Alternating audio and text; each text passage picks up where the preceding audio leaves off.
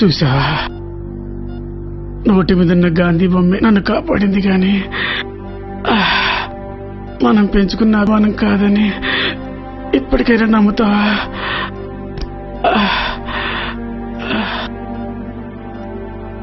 నమ్ముతాను నాన్న, నమ్ముతాను. హీరో అంటే 6 పాటలు 4 ఫైట్లు కాదని నమ్ముతాను నాన్న. మంచి చేయాలంటే అర్హతతో పని లేదని నమ్ముతాను నాన్న.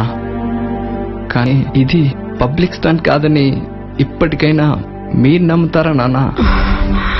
ఏం మాట్లాడుతున్నావురా? నిజం మాట్లాడుతున్నాను నాన్న. ఈ రోజు మీ ప్రాణం కాపాడింది ఆ నోటు మీద ఉన్న గాంధీ బొమ్మ మాత్రమే కాదు నాన్న. పవన్ అంటే పడి చచ్చే పబ్లిక్ సొమ్ము కాపాడింది నాన్న. పవన్ కళ్యాణ్ బొమ్మ కాపాడింది నాన్న.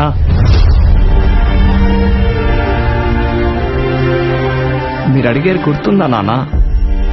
పవన్ కళ్యాణ్ సిద్ధాంతం ఏంటి?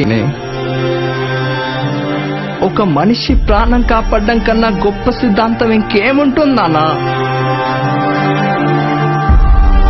బాయ్, మేము పిచ్చిగా ఆయన సినిమాలు ఎందుకు చూస్తామో తెలుసా? ప్రపంచంలో ఎక్కడా లేని కథలు ఉంటాయని కాదు బాబాయ్, ప్రపంచం అంతా మర్చిపోతున్న చిన్న చిన్న విషయాలని గుర్తు చేస్తాడని. బ్యాడ్జీలు పెట్టుకుని జెండాలు పట్టుకుని రోడ్డు మీద ఎందుకు ఉరుగుతాం తెలుసా బాబాయ్? కనీసం ఆ జెండా వెనకాల ఉన్న ఆవేదన ఒక్కడి నేను కదిలించదాన్ని స్వార్థం బాబాయ్. అందుకే బాబాయ్ ఆయనంటే మాకు చాలా ఇష్టం.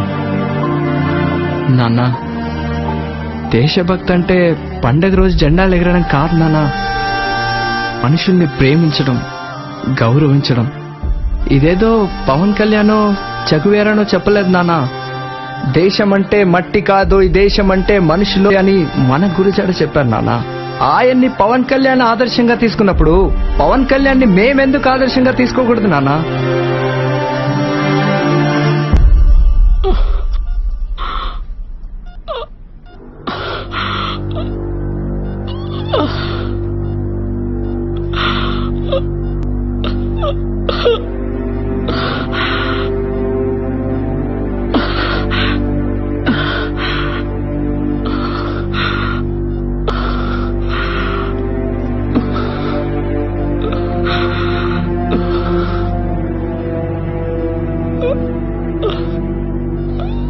Thanks sir.